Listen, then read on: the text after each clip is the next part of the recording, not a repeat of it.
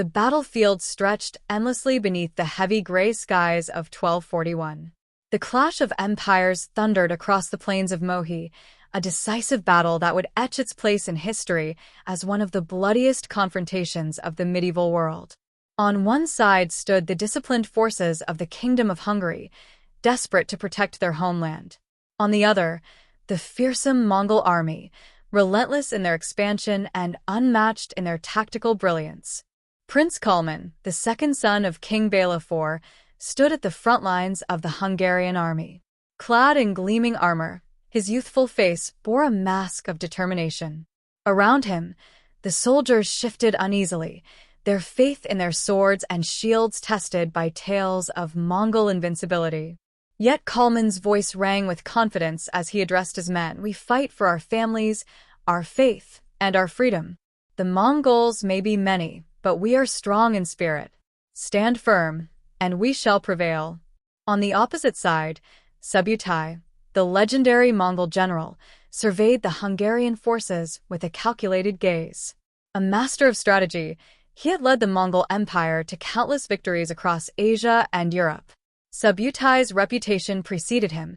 He was known for his ability to outwit even the most formidable opponents. This day would be no exception. As dawn broke, the battle began.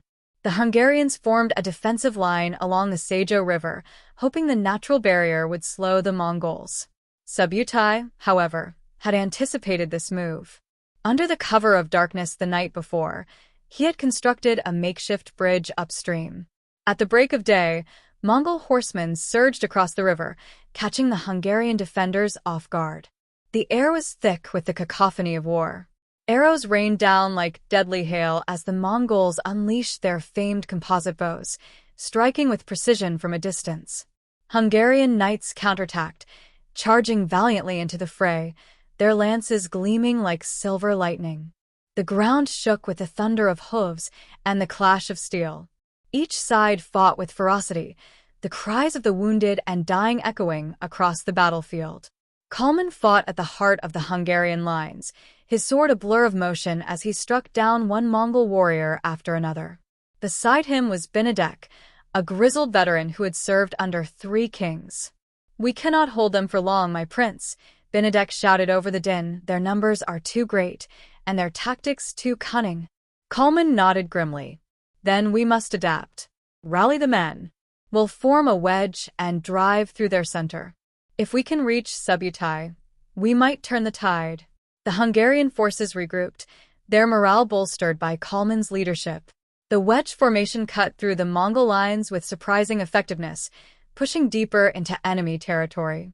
For a brief moment, hope flickered in the hearts of the Hungarians. But Subutai had foreseen this maneuver. He signaled for a feigned retreat, a tactic the Mongols had perfected over decades of warfare. The Hungarian forces pursued, their eagerness blinding them to the trap. As the Mongols fell back, they lured the Hungarians into a narrow valley. There, hidden among the ridges, lay the bulk of Subutai's army. Without warning, the Mongols unleashed a devastating counterattack. Arrows rained down from the heights, while waves of horsemen charged from both flanks, encircling the Hungarian forces.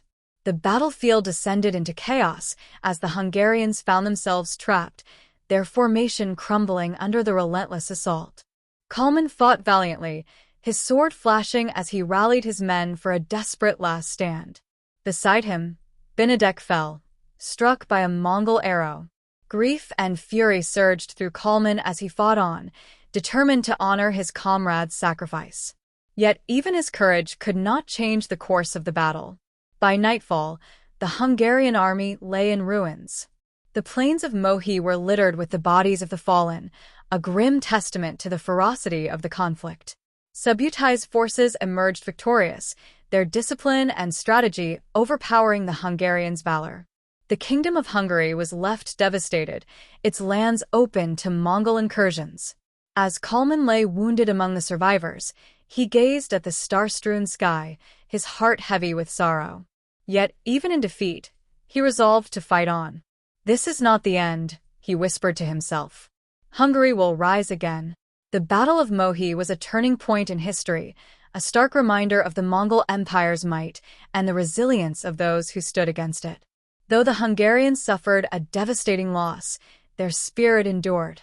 In the years that followed, they rebuilt their kingdom, learning from the lessons of Mohi and fortifying their defenses against future invasions. History remembers the Battle of Mohi not only for its scale and savagery but also for the resilience of its participants. It stands as a testament to the complexities of war, where courage and strategy intertwine, and where even in the face of overwhelming odds, the human spirit endures.